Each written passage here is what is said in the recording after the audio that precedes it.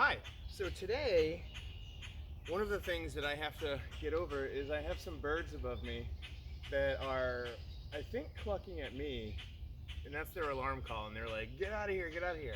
I've tried yelling at them and stuff, and they don't seem to care, so I'm a little thrown off. That's why. So today we're gonna do a fire demonstration, and I wanted to talk to you about why I build a lean-to for all of my fires, which is something I talked about in the last lesson, and all that kind of stuff. So here we go. We're gonna build a fire. Now, one of the things that if you can build a campfire, I'm hoping that it makes sense that you don't want to spend like a whole bunch of matches in your campfire. Ideally, if you're really good at building a campfire, you can build what's called a one match fire. If you really know what you're doing and you use one match to light it and it lights, that's like pretty professional. That's like top notch. That's kind of the gold standard. That's what you're always kind of shooting for. Now, when you light a fire, I've got my box of wooden matches right here. That's my preferred method. And then sometimes these are helpful too. Gives you a little bit of a longer reach to light your fire, etc. So I've got my stuff there, and I've got my blank fire pit, and I've got my gathered tinder. I've got some fuel for later, and I've got a whole bunch of kindling, and we're gonna go ahead and actually build a fire right now. Before we get started, I want you to think about if I have this and I click this into a flame, if I have my hand and I just like click this into a flame and like touch it here, I'm probably gonna burn my hand, right? That kind of makes sense. But is it gonna be bad? Probably not, right? I'll have oh, ow, I burned my hand. Would that be different than if I took the lighter and I held it under my hand like this and held it there? Like if I held it here for 10 seconds like that versus me holding it here for 10 seconds like that, which one is gonna be worse? Probably this one, right? Because the flame and the heat is gonna go up and it's gonna basically cook my hand. Brett, why are you telling us this? Remember how I start all of my fires? If you just have a pile of sticks and you try to touch the fire to the top or find a nice little spot to light a stick on fire, that's not a very efficient and good way to start a fire. But imagine if I had like a little shape like this that I could take the lighter part and I could actually stick it under so that the flame was able to catch all of the stuff there. That is the key reason why I build a mini lean-to in every single one of my fires. So it always gives me a little pocket to put the match or the lighter to get my fire started. So today we're gonna build a fire, and I thought we should build a log cabin because that's just the one that I think gets built the most and it's the easiest in my opinion. So let's do that. I've got some fuel that I'm gonna lay down like so. I actually also gathered a different kind of tinder today. When you're out actually building a fire, there's a whole bunch of different stuff that you can use as tinder. Did you notice that I only went with sticks the other day? Cardboard, paper, leaves, pine needles, while yes, all of those things burn, it just kind of creates this small ash stuff that, in my opinion, smothers the fire more than it actually helps the fire. If you remember, part of the fire tetrahedron is that you need oxygen for your fire. As the sticks burn, they become coals, which then fuel the fire. If it's small enough, yeah, it turns to ash, and that's not a big deal. But the paper stuff and cardboard and all that kind of stuff, it lingers. Pine needles, they flare up and then they just die down and create a lot of smoke and not a lot of fire. Leaves tend to do the same thing. Sticks, however, in my opinion, they work the best. And also if you're using like trashed paper, cardboard and all that kind of stuff, you're releasing toxic stuff because it's chemicals that they use to make them, etc., etc. Sticks make for the best fires. If you ever watch me build a fire, I always use sticks, and I've been doing this for a very, very, very long time, since I was your age. All right, cool. So if you're a student of mine, definitely since I was your age. If you happen to be not a student of mine and you're watching this, all right, I don't know how old you are, but anyway, back to this. So Tinder, we have those small little sticks that I have a couple piles of over here. And if you remember, I might have said this in the last video, if you want to ensure a good fire, then you're going to want to have like 2 fistfuls of Tinder to ensure that you're going to have a one-matched fire. Other things that you could use as Tinder, if you can see this is birch bark. Here, I'll hold it up to the camera a little bit better. All right, this is all birch bark that I found a little bit ago. It is dry, okay, so it's dead down and dry. You can tell because of that white color or those striations, those stripes on it, right? And birch bark is great because it's natural, it's wood, and it has some sort of natural chemical in it where it burns. Even if it's a little wet, it kind of flares up and it burns really, really well. So we're going to use this birch bark that we found. We don't always find birch bark, so when we do find it, why not use it? And let's get started. So I've got all this Tinder. This looks like about 2 fistfuls of Tinder, right? So I'm going to put my Tinder down. And since I have this log cabin here, I'm just going to put it in there at the base. All right, so I've got my Tinder. I'm going to take these other 2 pieces of fuel and I'm going to put them across here to kind of make a box here. And it squishes my Tinder together.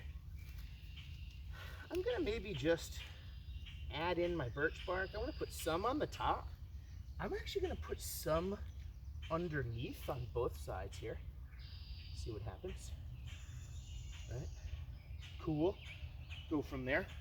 And now I'm going to start taking the next size up, my kindling. Someone the other day was asking me about those vocabulary words, and I was like, yeah, Tinder. That is the small stuff, the Tinder tiny. And then kindling, if you think about it, what's the name of the tablet that you get from Amazon a long time ago? Oh, the Kindle. And what's the new ones? The Kindle Fire. Kindle Fire. Oh, yeah, it all goes together.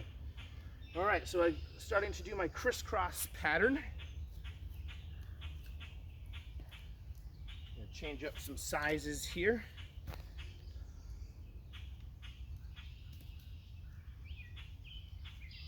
Crisscross, crisscross. All right, now when you're building a fire, you should never build a fire any bigger than what you need. Now I'm just doing a demonstration fire, so I do have all these big pieces of kindling behind me and stuff, but I don't really need them. And I did add in some large pieces of fuel. That's okay. All right, so this should be sufficient. All right, now if I've done my job, this should be a one-match fire. So I'm going to start it with matches, and we'll see how it goes. And when I get down low, we'll see what I've got. Yep, I've got my nice little opening underneath. So I want to mentally think through when I'm going to do this, because I don't want to waste my matches. If I was ever in a survival situation and I only had these matches and I didn't have a lighter, I would want to conserve them because I don't know how long I'm going to be out in a survival mode, right? So I've got a whole bunch of matches, but I don't want to waste them, okay? So if I can use one match on this fire, that's really good. Now I want to practice. I'm going to light it, and then I'm holding it close. I can't, so I want to be holding the match kind of like at the end of the matchstick, and then get it underneath, right? Get it underneath. If I just touch it to the top, that's not going to do anything. So here we go. Got my spot. One match. Holding it at the end. Getting it underneath here. Trying to get it to catch on something.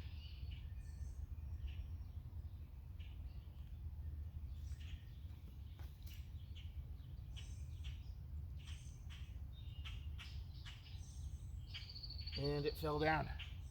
I did not do a good job on that one. And even though sometimes we have our best laid plans, not everything goes exactly how we plan. So this might be a 2-match fire, and I'm okay with that. So learn from your mistakes. I had something dropped actually out of it and hit the flame and knocked it right out. So let's try again. Got my flame, got my match.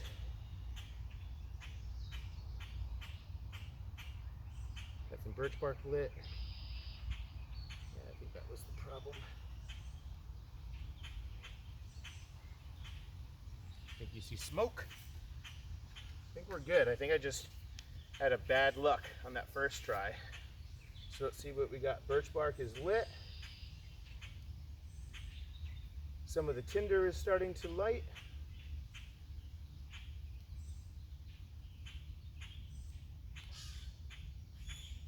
Just let the fire do its kind of thing. I don't need to help it. See some more smoke coming out of there. I see some flames on this side. You might be able to see one flame right here coming through. Let's see what happens. So as with any fire, you want to make sure that you are prepared to put it out, right? So just off camera, I've got some water. I could also stomp it out with my feet if I wanted to, throw some dirt at it, stuff like that. However you disrupt the fire tetrahedron, right? Cool, so this side of the fire is lit. You can see the flame there. I'm gonna obviously take lighter and matches and move them away from the fire pit so that they are not right there in it. Move this firewood back over here. This is where I was kind of keeping it. A little smoky into the camera. So this is a established fire. It's still going, still burning, right? Now, if I needed to get it going a little bit more, I could take my hat and I could fan it. That's creating more oxygen, feeding it a little bit more. I could also get down low.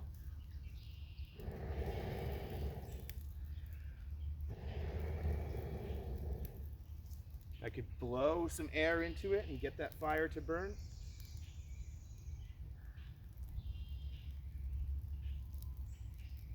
All right, so now we have a campfire.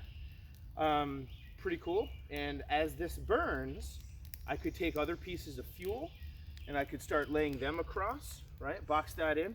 And eventually I'm gonna have a nice little thing of coals in there, right? And little campfire secret, if you are ever cooking marshmallows, the flame will just catch it on fire. And then, I don't know about you, but that's not my favorite marshmallow. Burnt. If you go down after this is like kind of knocked down a little bit, it's just coals, or you find a nice coal, little hot spot of the fire. Coals are the hottest part. That's where you can just be patient, twist your stick, and that marshmallow will get nice and toasted. That's exactly what you want. Awesome. So we've got our little campfire here. Decent little height. Probably about 3 feet tall. And its highest spot. It's pretty hot up there. That didn't take very long to do, right? So if you think about, if you apply all of the skills and all the knowledge that you've learned in building a campfire, it doesn't take very long to get a fire going, right? Things that could make it take longer. If you don't have a lot of wood around you, if the wood is wet, right, or damp, if it rained or something. So this is a good idea to find good tinder, right? A lot of times under some trees you can find dry tinder if it rained. Under pine trees you can find really good thin tinder sometimes. Birch bark, even if birch bark is damp, it'll still work and light really nicely. So that's another good thing to know. And the more tinder you have, focus more on the tinder than anything else, because the tinder will get your fire going. Now here's another secret. If all I have is fuel, like a big chunk of wood like this, technically, if I have other knowledge and skills and maybe some adult help, if I have fuel, I have everything. Because this piece right here, technically, this is a piece of kindling now. I could split this if I had to and make kindling out of it. If I had a pocket knife and I wanted to whittle, I could shave off some shavings from this, and now I have tinder. So if you have fuel, you have everything, as long as you have a way to make it into everything, right? So that's kind of like a key point. Just put that on the fire, because why not? You can already see that the fire's starting to break up some of that wood in the middle there. Cool. Now we have the fire. Sweeto mosquito.